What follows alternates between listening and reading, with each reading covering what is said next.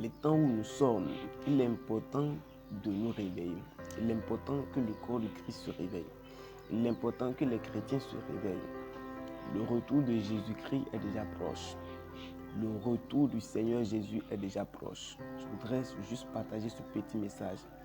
La Bible nous dit dans le livre de Romains, le chapitre 12, le verset 1 et 2, Paul nous dit que je vous en supplie par les compassions du Christ d'offrir vos corps comme des sacrifices vivants à Dieu, ce qui serait pour vous un culte raisonnable. Ce qui serait pour vous un culte raisonnable. Et au verset 2, Paul nous dit que ne vous conformez pas au siècle présent. Il est dit dans une version, n'agissez pas comme le monde actuel. N'agissez pas comme le monde actuel, mais laissez Dieu vous transformer par le renouvellement de votre intelligence. Laissez Dieu vous transformer par le renouvellement de votre intelligence afin que vous puissiez connaître la volonté de Dieu.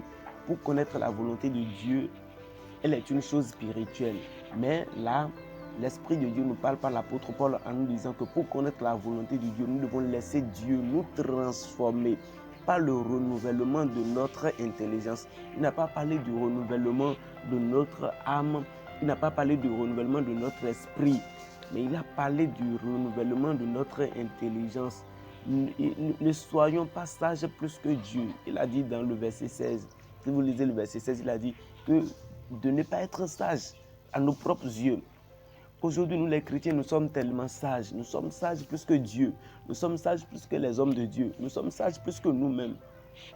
On se voit tellement sages plus que la parole de Dieu. On se voit tellement sage, tellement malin. Et cela nous éloigne de Dieu. Cela nous éloigne de la présence de Dieu. Cela nous éloigne des promesses de Dieu. Nous sommes à l'église ne veut pas dire que nous sommes avec Dieu. Nous sommes à l'église ne veut pas dire que Dieu est avec nous. Nous allons à l'église, nous prions dans une telle église, nous avons tel pasteur, nous sommes baptisés. Cela ne veut pas forcément dire que notre âme est sauvée. Faisons très attention. Très attention du moins. Il dit que dans les derniers temps, il y aura des temps difficiles. Plusieurs vont tomber dans l'apostasie.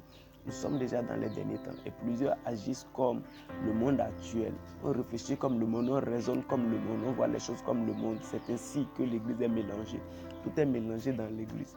On ne fait plus la distinction de qui est vraiment chrétien et de qui est païen. Tout est mélangé dans l'église parce qu'on réfléchit comme le monde. Notre intelligence a des problèmes.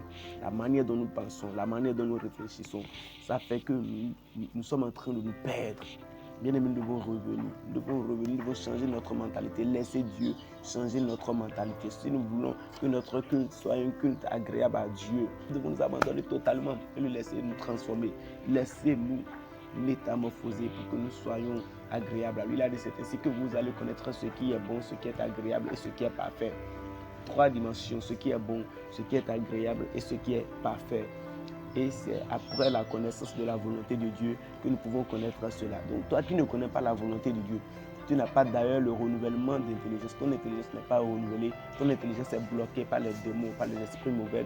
Tu ne connais pas la volonté de Dieu. Tu ne peux pas connaître ce qui est bon pour Dieu, ce qui est agréable pour Dieu, ce qui est parfait à Dieu. Et tant que tu ne le connais pas, tu ne pourras pas le présenter. Tu ne pourras pas le présenter. C'est comme ça que nous adorons Dieu, mais tout ce que nous faisons, c'est du cafouillage, c'est du fiasco, c'est de n'importe quoi chez Dieu. Dieu ne prend pas.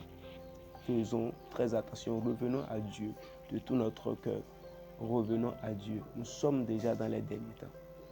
Ça ne viendra pas, nous sommes déjà là-dedans. Donc le monde est en train d'évoluer sur notre allure. Toutes choses changent dans le monde.